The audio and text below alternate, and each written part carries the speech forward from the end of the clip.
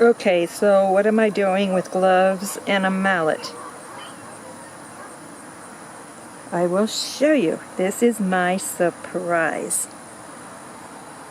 I drove in 12 stakes into the ground. And yes, this is behind my neighbor, but she wanted me to do this so she can share this with me. A gate. I think you're guessing what I'm up to. And fencing. So I got permission to put a fence up behind my RV, which is awesome. So my dogs will have a place where they can run and play. And I'll leave the canopy up. I'll move it somewhere else, but I can take the fencing down from around the canopy. And I'll move my dish, of course.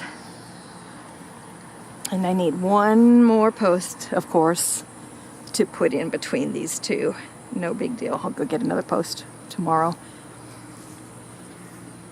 And then I can stretch my fencing along these posts and along this back fence area here, because the holes are different sizes and the small dogs could get through. And I'm pretty sure they would call that the freedom fence, because they would love it, because they would be running loose all over the park. So anyhow, so this is pretty cool. And what I got was horse fencing. It is 12 gauge fencing, and it is solid. So I just felt like I needed a stronger fence for my dogs, because I'm afraid the cheaper filled fencing probably wouldn't hold up to them pounding on it or anything. So this is what I ended up getting.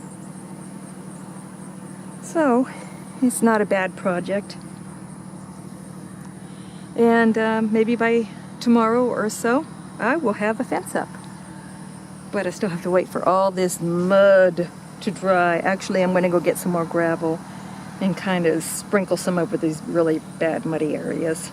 It has been raining for over a week, which actually was to my benefit, because it made the ground real soft so I could get all these posts in. So, cool deal. Show you it when it's finished, or as we go along.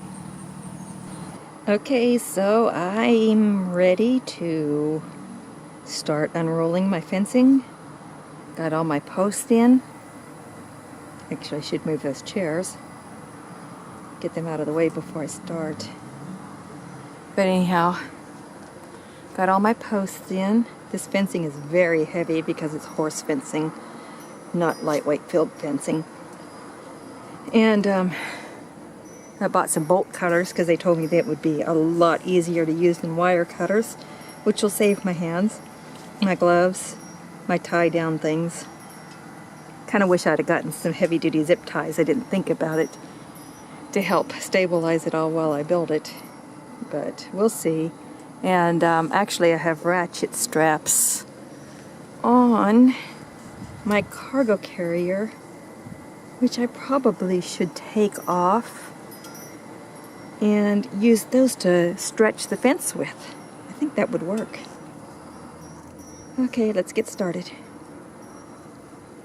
I'm not going to be able to show you the process too much as I go along, I don't think. Okay, so I got my little wires cut off that were holding the fence together. And I picked up the little bits and pieces off the ground. I have to look, I think I'm missing a couple. And my gate is just kind of loosely hung. I'll fix that later. I just hung it loosely to space my posts. Okay, so far I've got it unwound. Got it wrapped around the first post loosely with a couple of tie things. Can't see it against the sun here. Here you go. With a couple of tie things, which I will wrap tighter when I get it wrapped around a few more poles. I sure went about doing this fence the hard way. You know, I went online. I learned how to stretch a fence. Thought I could do it with ratchet straps. This side of the fence went okay. I don't even think I was stretching it yet. I think I just unrolled the fence at that point and tied it down. Then I get to this point and I start doing my stretching. My poles kept pulling over. It wasn't going well. And, I got frustrated. It took me an entire day just to work on this section because I was trying to do the stretching thing. And I think what I actually did was see the ripples. I think I was stretching the top too much, not the bottom, and I kind of messed up the fabric of the fence, so to speak. So, and you can see here where it got really bad. But it's taut enough that the dogs won't go over it, but I've learned, I don't know. So anyhow, I got a big ripple here I've got to figure out what to do with. I'll see how the dogs react to it, or even if they notice it. But I'll be out here with them when they're out anyhow. But anyhow, yeah, this back panel was already here, so that helped me greatly. I was able to just unroll the rest of the fence. Yesterday I went and got more stakes, got all my stakes down, and last night I thought, oh, the heck with it. Just gonna unroll the rest of the fence on the outside of these stakes. And I did. And guess what? That's what I should have done to begin with. I should have had somebody come help me unroll the fence along these stakes. It's going much easier, much smoother. All I have to do is just fasten them down. So, and I'm not doing the twisty thing because this is not a permanent fence. If it was a permanent fence, then I would get that twisty tool and twist it around the fencing, but this is not a permanent fence because I'm not going to live here forever. At least I don't think I'm going to. So, anyhow, I'll show you how I'm putting the fasteners on.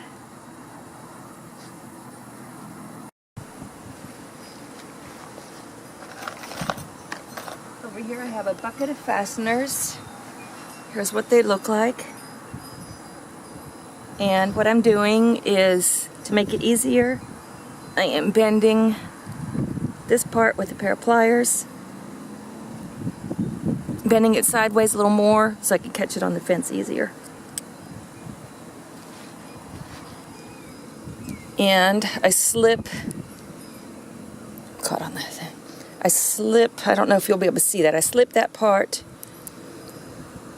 over wire of the fencing. And I secure that down. I get a tent stake. This one's going to be tougher because the fence is not exactly lined up. I could do it easier on the top part.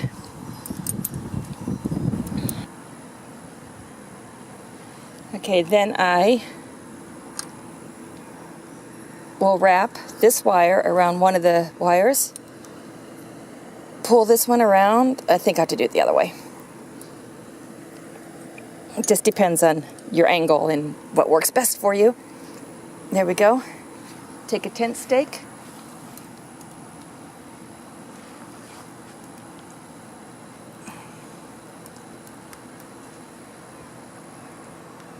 And pull it through. Some of them go easier than others. This one's not going as easy. Oh, come on.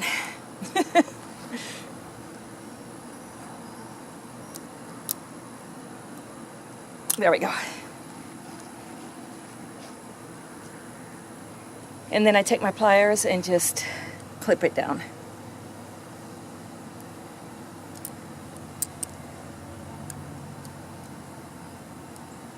There we go. Same for the other side. And I've had to use the needle nose too to get around some of these points. Go.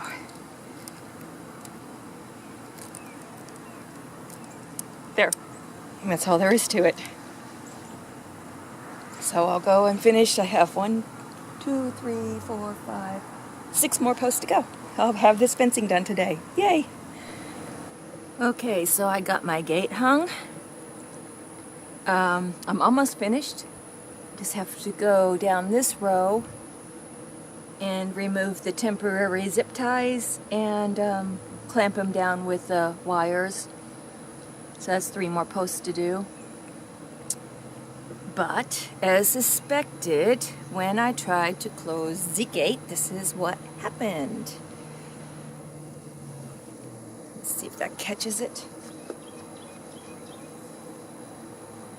Too much space. So I definitely pulled. Where's my latch? So you can see the latch. You can see where it just passes right on by. So I grabbed, somebody threw out a table, so I grabbed the legs from the table, but they're too short. So then I went over to the pile of PVC, and I have a jigsaw, so I'll cut this PVC down, wash it, and set it in the ground where I had started that hole with the metal pipe. Don't know if you can see that. There you go, I started the hole with the metal pipe there. So I'll just keep the PVC kind of long so that I can get maybe a 5 or 6 foot post out of it, and just drive it into the ground and secure it to this post, and then I can close my gate on it, so that'll work. I'm getting there. Got tired of driving the post in the ground. I come back and finish that job in a little bit. The gate fits now. I ran a pipe through my fence here so I could run my cable, my satellite cable, through that. And I'm in the process. I took the fencing down from around my canopy and I'm fixing to move it right over to here. And of course I was almost finished. I just have to finish pounding this white PVC pipe in, and I got another PVC pipe to run my satellite cable through. But the dog yard itself, and I still have to get my metal clamps around there, take off the zip ties. So, moved my canopy over to the fence. When I get done with the PVC thing running along the top of the fence, then I'll drop the panels on the outside of the fence so they can have a shady spot. And this is their yard. This is absolutely great. They will have a lot of space to run in now. This is going to be so wonderful. So, and since I do let the Ewoks stay out, they can't be with the big dogs. So I'll just set up their pen in this area over here somewhere. They can still use the big yard when the big dogs aren't using it. But in the meantime, when they just need to go out and hang out for a while and the big dogs are out, they can use the small yard. So everything's coming together nicely. I'm so glad to have this finished. Almost finished.